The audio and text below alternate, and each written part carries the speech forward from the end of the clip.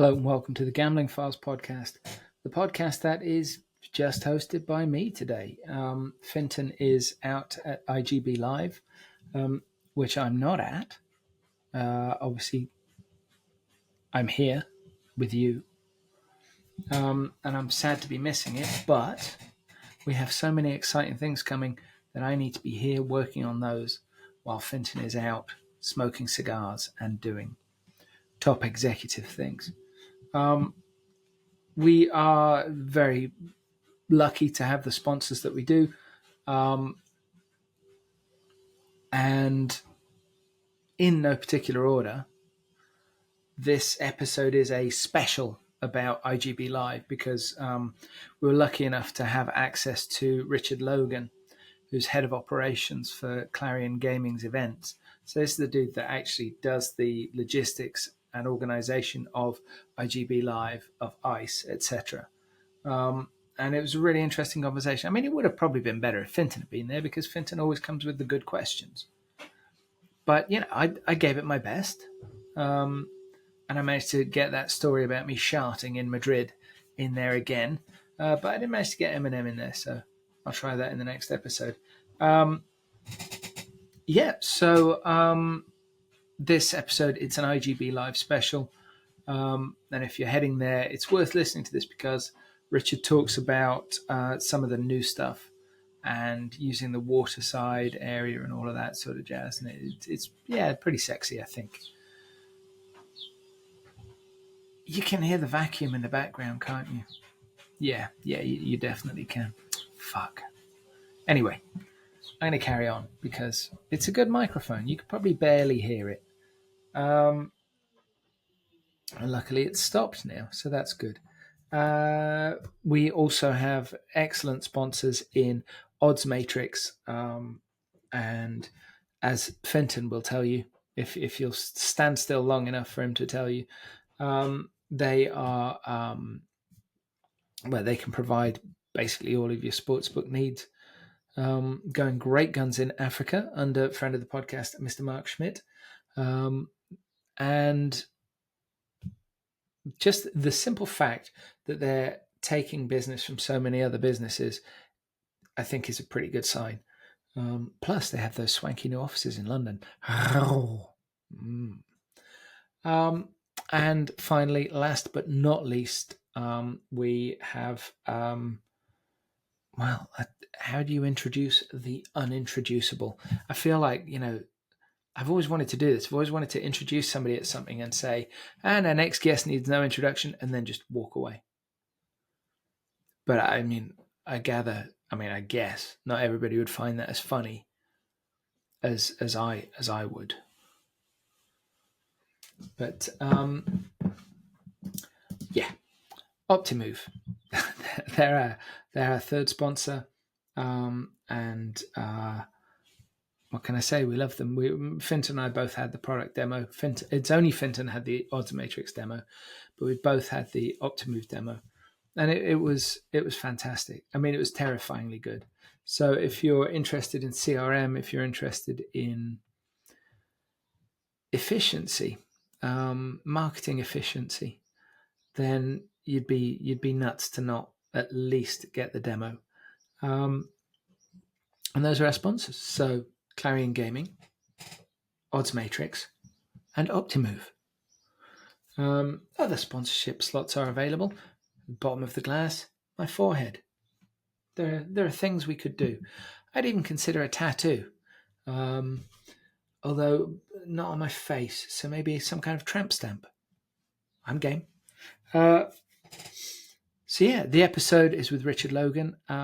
Meet Richard, enjoy the episode, and if you're at IGB Live, well, A, this one's for you, and B, if you're not, I think it's still an interesting episode because it's about organising monster events. Not events with actual monsters, events that are quite big. Yeah. Enjoy the episode. We're joined by this week's guest. Nothing to do with surgery, but our guest is the head of operations at Clarion Gaming, I presume.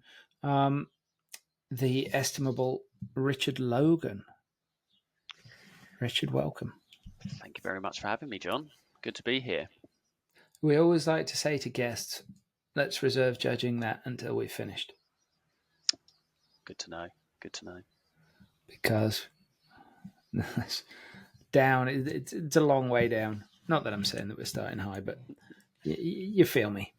Yeah, got it. So, as head of operations, that's like head of operations for events. Is that right? Yeah, that's right. Our live events. Yeah. Okay, so you're quite important. No, not at all. I wouldn't say that. I do have an ID badge that gets me in everywhere, but that's about as good as it gets, I think.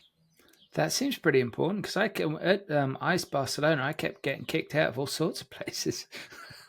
That's good to hear. It means our briefings are working well with our hosts and hostesses. Yeah, you bastards. Excellent news. Fucking podcast sponsors, Clarion Gaming, can't get it anywhere. Not even into the bit where there's fancy food with the nice gold lanyards. Well, next year you can come find me. I'll sort you out. Well, am I going to be there next year, Richard? Well, yeah, I am. Yeah, of course you will be. Because I've got to say, ICE Barcelona was fucking fantastic. It was so good. It was good. And like I went expecting it to be shit, or at least a bit shit. Because you always expect there's going to be issues, going to be problems. I had two problems. One was getting in the building. Not technically Clarion's fault, but I blame them anyway. But that was because I couldn't access the email address I needed to get the email to show them to get in the door. Because 11 days prior to ICE opening, Yahoo Mail, I am its last user, and Outlook had stopped synchronizing forever. They just no longer synchronize. So I couldn't get to the email. So they're like, yeah, you're going to have to just walk around the other side of the building. And of course, that's easy to say when you're not doing it. But it's quite a big building. I've only got short legs. Think of your step count, though. You earned an extra croqueta that day. I don't eat croquettes. My body is a temple. Temple of fucking doom. And the other thing was the cloakrooms. I do feel that was a terrible oversight, and I feel that you're probably responsible. I'll take that one on the chin. Always happy to receive constructive feedback. It's not constructive. Line was too long. What happened at the cloakroom? No, well, I got there, and it was like, because it had taken me a while to get in, it was probably like 11:30 or something like that. And the woman, she waves me over. I get to the cloakroom, she waves me over. And she was the woman at the end. And I go through the queuing thing. And I get to the end, and she says, we're full.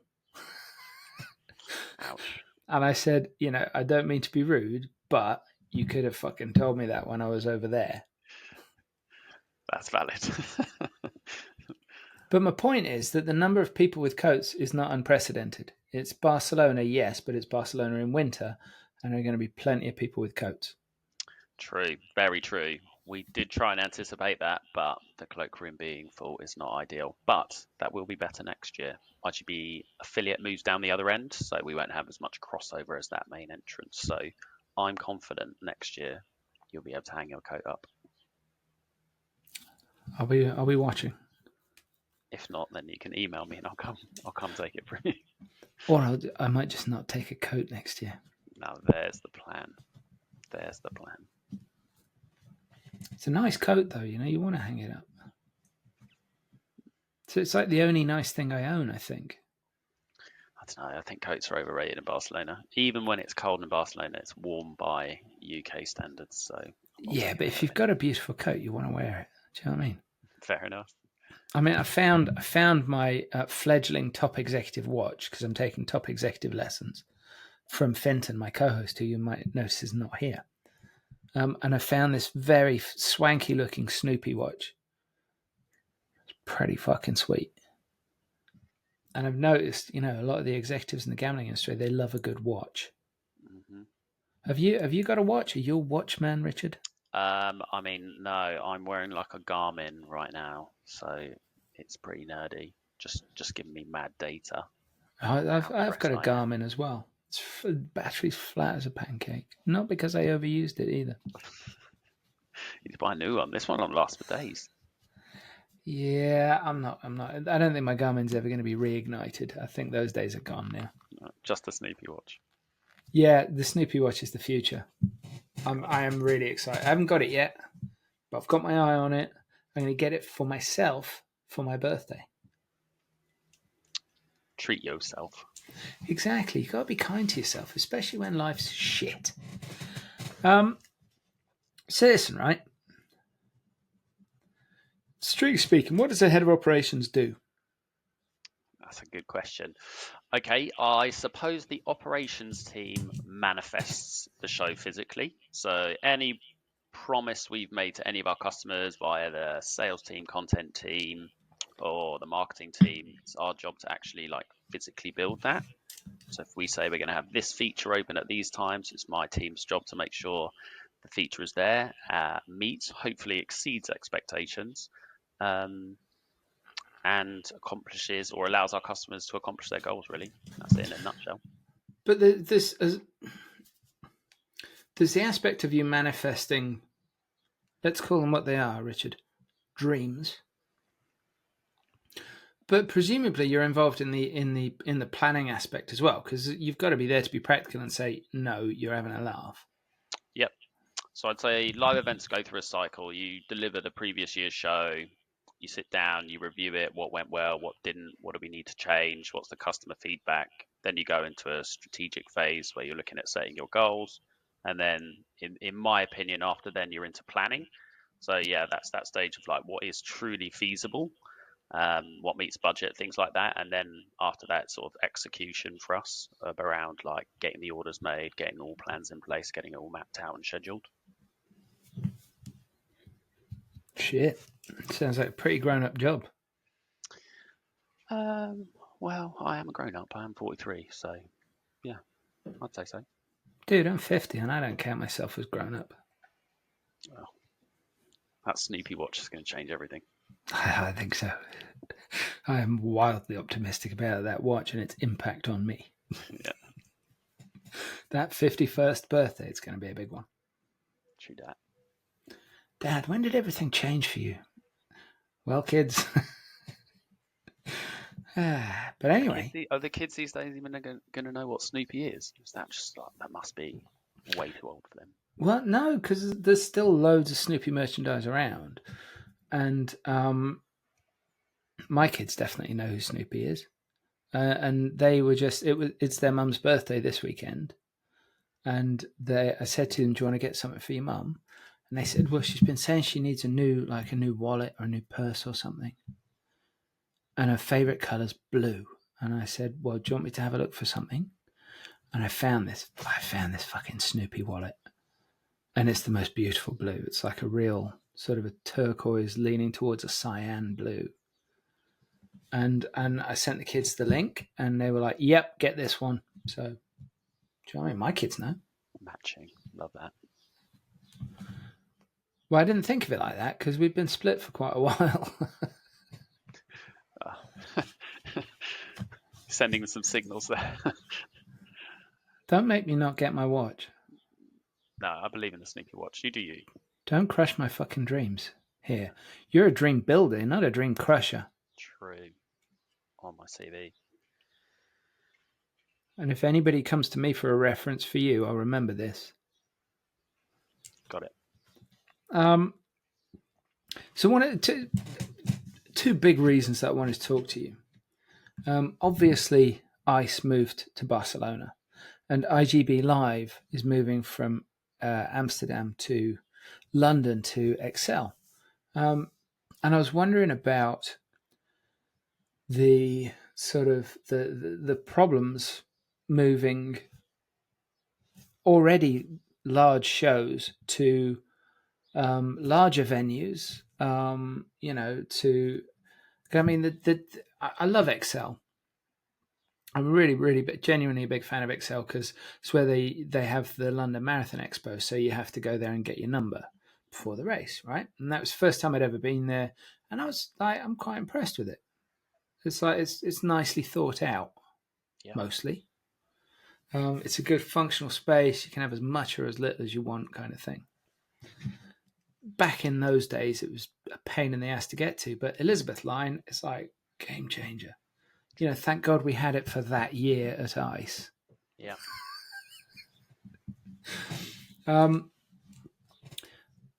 But I can't remember for the life of me what the Amsterdam venue was like for IGB. I'm sure I've been there. And I remember ICE, Earl's Court, and then obviously Earl's Court was beautiful, but not the most practical of places.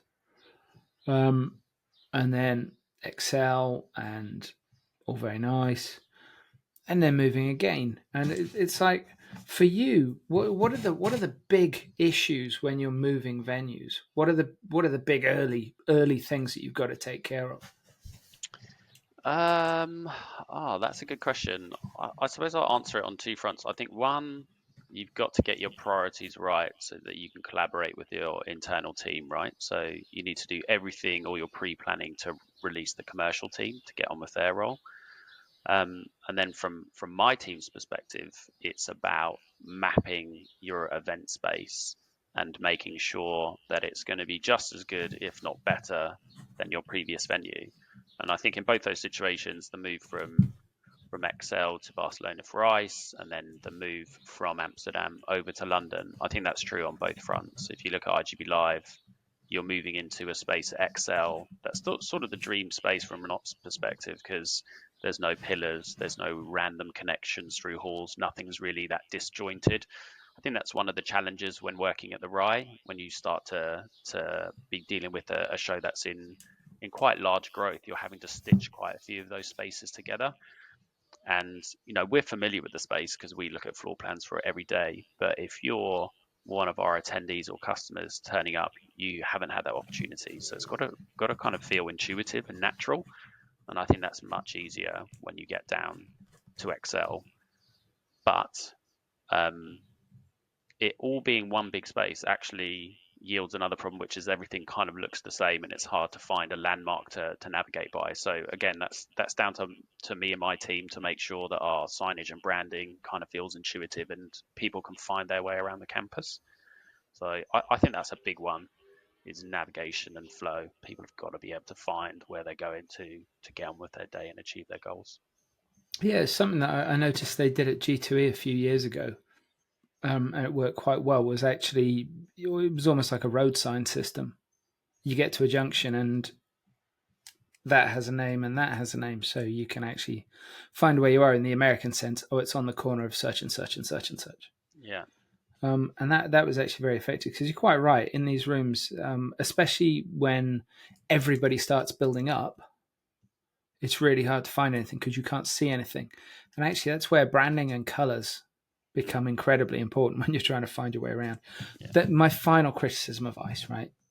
It will all be praise after this. Got it. I was talking to somebody because I was having problems finding my way around. And somebody said the reason that you're struggling with that is probably because it's the way the map's drawn on the leaflet.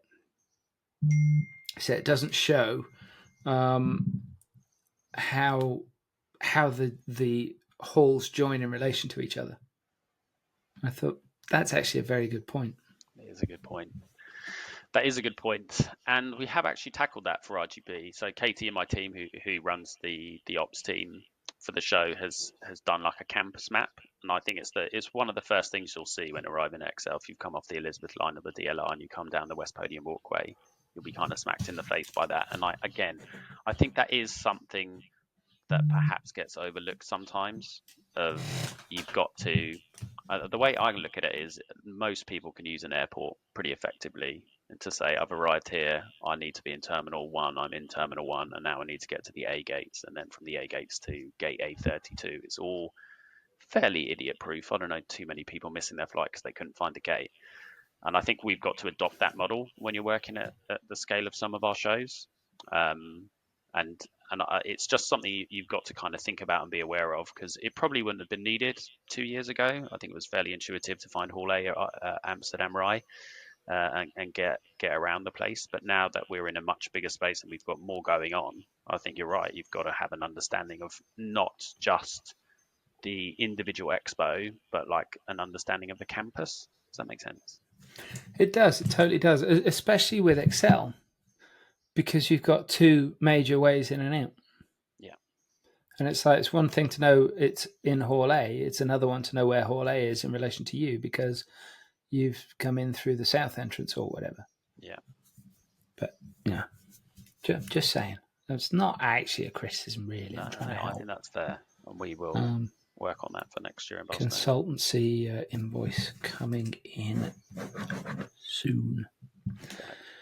This is a strange question, but with shows in London and shows in Europe, do you work with unions much? No, not really. In my experience, it's mostly an American thing to experience union work. I can't really think of an example where I've encountered it outside of America, actually, but certainly not for London and not for Barcelona, no. I remember, oh man, I can't remember the chap's name. He's a lovely guy. It's one of those slot manufacturers where it's come out of one guy's brain. He's this brilliant electrical engineer, and we were in Vegas, and he was fucking fuming because he'd solved one of the problems of exhibiting. He had developed his own flat electrical cord, and it could just run underneath the carpet tiles, and you wouldn't know it was there. Yeah. And he was told you can't use that by the union. If somebody's going to do that, it's got to be our guys. And he's like, fuck off. Yeah. I mean, working in America can be a challenging place. You really got to be aware of that unionized system, and it can be slightly different or vary slightly from city to city. But yeah, that is a challenge over there. Interesting. One of the big issues, certainly that I thought ICE Barcelona dealt with really nicely, but it was consistently a problem in Excel, is craptacular Wi-Fi. Now, as a head of operations, how much of that falls with you, or is that all venue? Look, the venue infrastructure at Barcelona is very good, and that's due to some of the other tech-focused events that they host. But we had them down to the previous edition of ICE, and we walked them through some of the issues that we were encountering there, and then they get to go away and kind of put together. And I'll be honest, look, I'm not a Wi-Fi technician, so they drew me out a 9-page diagram to reassure me how it was all going to work effectively. And they have a team of experts who will come and present to you and then literally talk you through in layman's terms what that means for you and your attendees. So yeah, I agree. They absolutely did a great job. I don't think we had any problems that I'm aware of. But it meant that the app was suddenly usable. Yeah. And that was actually a bit of a game changer as well. Yeah. That was a really nice discovery because, like, previously you download these things, you get in there, you turn it on, and you're like, oh, for fuck's sake. Yeah, nothing worse than when Wi-Fi doesn't work. I mean, there are lots of things worse. Name one. I once sneezed and sharted in a bar in Madrid, and that was worse. That sounds heavy. And that was at the end of a very bad evening. Yeah, okay. But if you then couldn't call an Uber to come get you. Well, I was walking distance from the hotel, so I mean it wasn't so bad. But it was in an evening where I'd also been dissed by some CEO, and I'd fallen over on a really wobbly, rocky, fucked up pavement, and I landed really heavily. And these two taxi drivers came over to help me, and they're like, gesturing, they're going to help me get up. I'm like, dude, I'm way too heavy. Don't even try. I was very fat at the time, and yeah, I was bleeding, and I went and I found some beers and some food, and anyway, I got up to leave, and I just sneezed. Just one little sneeze. So, and I wasn't fussed about the Wi-Fi when that happened. Do you know what I mean? It put a lot of things into perspective for me. That's true. Yeah, you're right. That is worse. But it's interesting. It's interesting because it's a consistent criticism of Excel, or it has been over recent years. Yeah, they're aware of it, and I think Wi-Fi is just like, I mean, anybody's phone as well. Like, it's constantly being upgraded from 3G, 4G, 5G, and then you've sort of got to keep up with that. And I'm not exactly sure when Excel's upgrade is coming, but I'm pretty sure it's actually early next year. Super. When you're making your plans, right? I don't know whether this is a stupid question. There's every chance. What kind of technology do you use? Do you use any aspects of sort of 3D modeling or anything like that? Do you use any really sexy stuff? Or is it like graph paper and blue tack? It's more at the graph paper and blue tack end of the spectrum. Slightly more sophisticated, but yeah, we have a floor planning system, which is like, I guess would have originally been developed for technical drawings for engineers to map out our floor plans. That's 2D. I'd imagine that when you get down into the stand builder area of things, so like some of those we'll commission, and most of our space only exhibitors will commission, they're probably using some pretty nifty technology to do renders and things like that. But otherwise, it's a lot of Excel documents and brain power, I guess. Just writing a lot of stuff down. I'm shocked that you're so low tech. Yeah, me too. I think there's definitely like a gap in the market for someone to come along and sort of develop some really cool tech for the events world. But I sometimes think the events world is sort of like it's a micro world, and not a lot of people are aware of it. And the people who have developed software for that industry have come from that industry. In all seriousness, right, if you think about an event floor,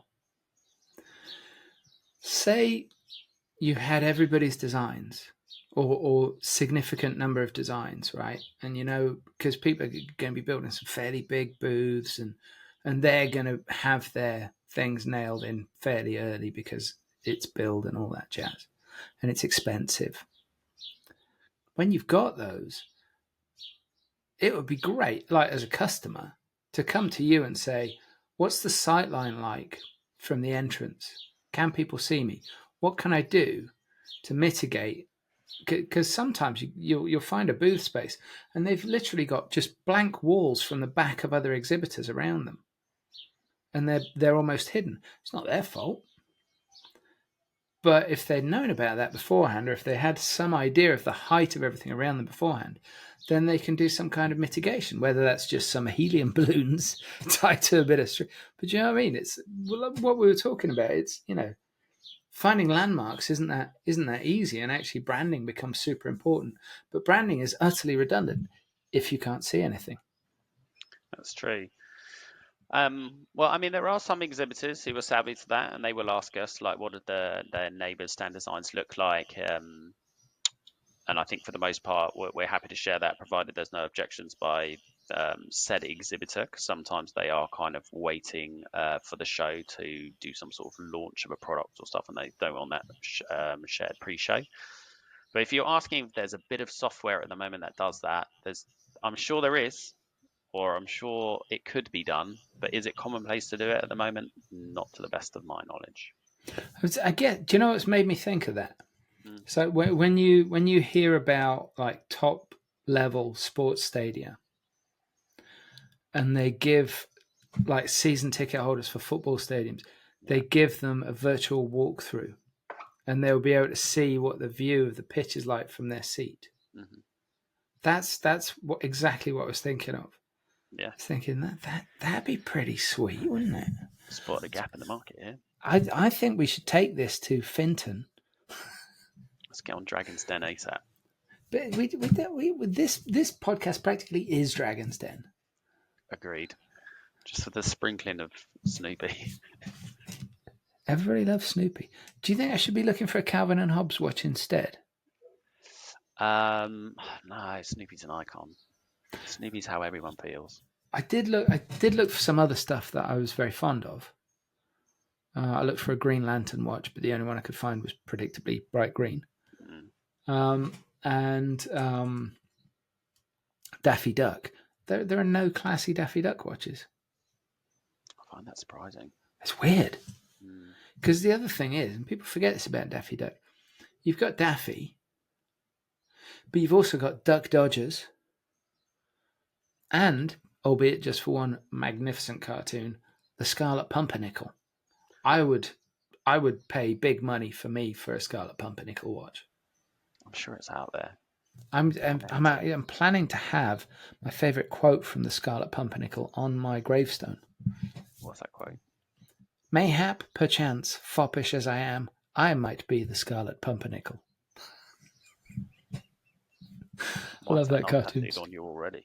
I love that cartoon so much. It's so good. Wow, I'm really surprised that there isn't like sexy 3D modeling involved, especially given the scale of Barcelona. Now, moving from Excel, which, you know, as you recognized, is like a really good functional space for planning an event into. Moving that into Barcelona and becoming so much bigger. Did your team have to grow for this? What did you have to change in order to plan a show like that? The short answer to that is everything. You need to remap everything. I think we had to look at that quite carefully, and it was quite a long process after we knew that we were going to move. And it was a sort of phase process. So initially, it was just me that was involved, and then my senior staff from my team got involved, and then right down to delivering the event. Our sort of core team was in place who knew the show really well, and then we had taken on additional people to support us. And we have a really good team of like people who don't work for us full time, but like to come back every year and be assigned an element of the show. And we couldn't do it without them. But yeah, the short answer is you've got to remap everything. And already coming from where the show was very well received in London already. So there's quite a lot at stake. There's quite a lot of pressure to make sure like you're not just recreating it, but you've got to make it better at the same time. So like traffic flow has got to be better than it was at Excel, which is, something we looked really carefully at. I think there's some psychology around like how you experience things, and your arrival, your departure, and your peak moment are things that you subconsciously record. So if you arrive at the event and it's mayhem to get in, or you can't access your Yahoo account to get your barcode, it's already putting a dent in your day. And then likewise, look, when you're leaving, you don't want to be waiting 2 hours for a taxi. So we looked at all of that. We tried to make sure that the flow of people into the venue was really good.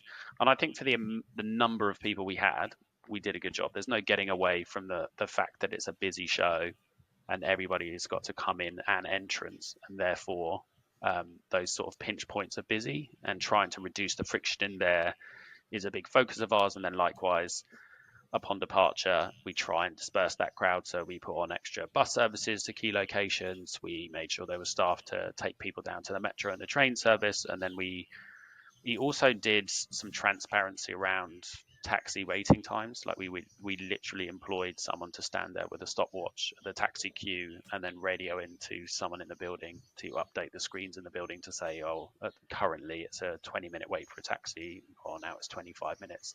Because I think, like, if people see a big line, their initial reaction is, oh shit, it's going to take me ages to get out of here. But then, if someone tells you that actually it's only a 10, 15-minute wait and it's moving quite quickly, that's pretty bearable. But yeah, we try and be really conscious of that sort of thing. I think the city experience is going to be very different in 2026 because Barcelona didn't know what had hit it.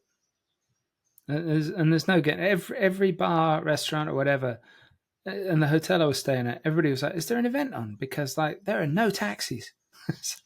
Yeah, sorry about that. Yeah, I think look, we've heard anecdotally that certain things were across the hotel networks that we work with.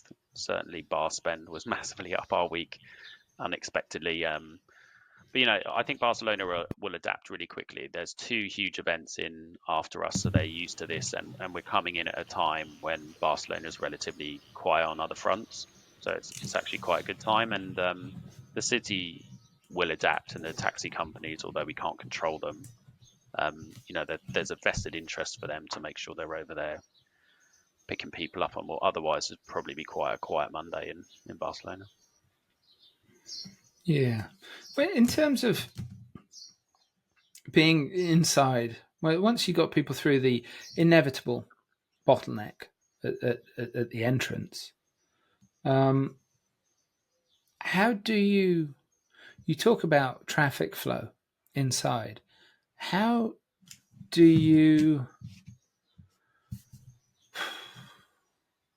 how can you manipulate that? Because you don't necessarily know why people are there. You don't know who they're there to see. You don't know, they might be there for the conference, it might be blah blah. There's all kinds of things there. So how can you manipulate that? I think there's a spectrum of attendee. There's people who will be ultra prepared and they arrive with a diary of meetings and they know they've already looked at the floor plan. They know how they're going to get between the two spaces. Some people hire assistants just to ferry them around the show. And then you've got people who, rock up with very little pre-planning and just expect it to be intuitive. And I suppose we cater for the latter because those are the people that are going to need the tools. So we do everything from like old-fashioned pull-out maps that you can stick in your pocket and walk around with, to an interactive floor plan, which I think we saw really really big engagement across the show with this year. It's like you scan a QR code, it tells you roughly where you are, and then you click where do I want to go, and it will map out on your telephone or whatever you're using the journey you need to take to get there. But yeah, like I say, navigation is a big thing, and I think ICE has a lot of people who return year on year and get familiar with the space. And I think especially that first year, there was a lot of those people who knew Excel, knew where customers were, knew where the elements of the show they wanted to attend were going to be. And I think 26 was the 25 was the first year, but 26 will be a little bit of muscle memory. But we've got to continue to develop those tools to make sure that if you're not familiar or if it's your first time, that you can get to where you're going. And one of our most basic tools is our concierge desk. Like, it's literally humming with staff, and if you're really lost, then just get yourself to a concierge desk and they'll probably walk you to where you want to go. My It's excessively good team service. probably won't thank me for that, but yeah, I mean, it's definitely something we can do. No, they won't. No, they won't. Alex has talked to us about sexy new things at Excel, and that Clarion are using the area around the venue significantly. Is that something you know about as well, or are you strictly like Johnny in the building? Yeah, no, that's my team that delivers that as well. So we're putting in a dock edge experience. I think one of the things that was really, it sort of happened naturally. We're in Hall 8 at the Rye, and there's a nice waterfront space just out the back of Hall 8, and it kind of became part of the IGB Live landscape. And when we moved to London, we didn't want to lose that. So we worked from Excel from the beginning. We had them over in Amsterdam to say, look, this is the space that we're talking about, and we need to recreate something along these lines in London. So Excel's on the river. So we knew we had to kind of like spill out into that space, and Excel's done some redevelopment along their dock edge. They've got a new like bar and kitchen down there, and then on the water we're mooring up a boat called Driftwoods that'll kind of be our extension or outside space, are spilling out into the campus so that people can come out from the halls if they've got time to network on the boat, or a couple of our official parties are on the boat as well. So yeah, I think if you're asking me like what I'm most looking forward to next week, I would say that if the weather's like it is, as I look out the window in London at the moment, and you're like 3 o'clock Wednesday afternoon, Aperol spritz in hand, sunglasses on a boat, I don't think you'll be complaining too much, will you? Well, or you would. A normal person wouldn't. I'm looking out my window at an overcast Welsh sky. But London in summer can be really fabulous. Yeah. Um, I think there's a real but charm to the XL dock edge as well. Like it is the old East End of London, so it's quite industrial in a way, but there's a charm to that, and I think it is cool to be in that sort of space. Yeah, yeah, but also something new. yeah, exactly. And I don't think there's too many other events at XL that have tried it. Obviously, we know of other events that use the waterfront and the dock edge, but yeah, we're kind of keen to try it ourselves for the first time, and yeah. Do you get nervous before a show, Um, or is it too no, late by then? You just No, fuck it. I think yeah, like I would say me and my team will go through a phase where there's of course the last like 2 3 weeks is a bit intense because you're trying to dot every I and cross every T, but there's always a tipping point where you go from like it's hectic into right, I'm ready and I just want to get on site. And on site everything's inevitably easier because the person who you're speaking to goes from, at the end of an email address with a delay in response to they're probably stood next to you or on the end of a radio. So um, I think I've been doing it too long to get nervous. And I've learned that whatever I can dream up in my head is probably not the challenge I'll face on site. So you just got to kind of go and be confident and know that there's a solution to most problems and you'll do your best to work through them. And look, I've got an amazing team who are extremely competent beneath me. So, I've got a lot of faith in them and they usually have everything covered. So What did you do I'm before this? touching wood. I'm touching wood right now. What were you doing before this? Before this, I worked for an airline, but that was a long time ago. I've been doing this for about 17 As years now. worked for an airline as what? Um, well, I hope no one who sees this was ever affected, but I ran a team that would look at scheduling conflicts and deal with the disruption and contact passengers to say, hey, we've rescheduled or cancelled your nice holiday. Please forgive us. Here are your options. So, I can relate. I used to work in the refunds department of a non-refundable airline. there you go. It was so Must have been quiet if there's no refunds. well, you would think so, but surprisingly busy. Yeah. But it gave me a greater love, I think, of the X Files. Yeah, dealing with the general public is enlightening. It really, truly is. Yeah. I've got some stories. Ugh. We'll have an Aperol Spritz on the boat at IGB Live and you can tell me all about it. Well, we're recording this on the Friday before IGB Live, aren't we? Yeah. So it's either all gone swimmingly or it's all gone horribly wrong. Yeah.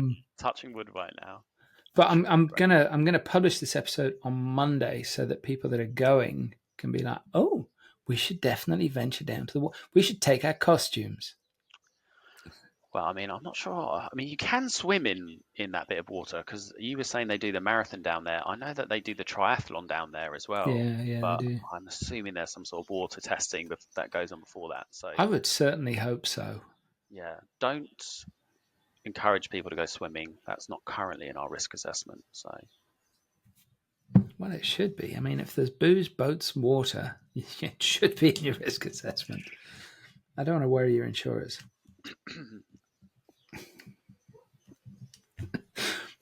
Anyway, well, look, best of luck with the show. I'm sure it's going to be fabulous. thank you. ICE Barcelona was, like I say, you go expecting there's going to be this, that, and the other. But honestly, the things that were wrong were tiny. And it was a spectacular success. And I saw people from your rivals, and they all said, holy shit, this is incredible. Oh, well, thank you. So the praise was genuinely universal across the industry. If even your rivals are saying that, because there does come a point where saying anything bad about it is just going to be like you're just being petty because you've got a show wherever. But all the people I saw including your rivals, were all effusive in their praise. Well, that's very kind. Thank you. I will So pass on to the wider team. definitely do, really, really do, because I am desperately cynical about these things. And I loved it. I absolutely loved it, and I'm really looking forward to next year. So, Richard Logan, head of operations. Is that for Clarion Events or Clarion Gaming or what? Just Just Clarion. Clarion Gaming, yeah. I suppose that's enough, isn't it? It is, yeah. It is for me. You're busy enough, yeah. Thank you so much for joining us. And anybody that's heading to IGB Live in its first year in Excel London, have a good time. Head to the water. Don't swim. Please. So thank you, Richard. Thanks for having me, John. If you've enjoyed this episode of the Gambling Files podcast, please find us on LinkedIn. Give us a big, juicy, succulent like. That nearly went wrong. You can find us under the name The Gambling Files Podcast.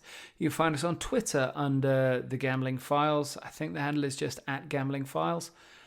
You can connect to myself, John Bruford, or Finton Costello, also on LinkedIn. We're also both on Twitter.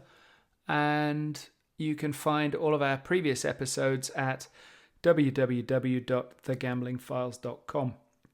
If you enjoyed it, please share, tell your friends, tell your family, tell your colleagues, and we'll see you next time.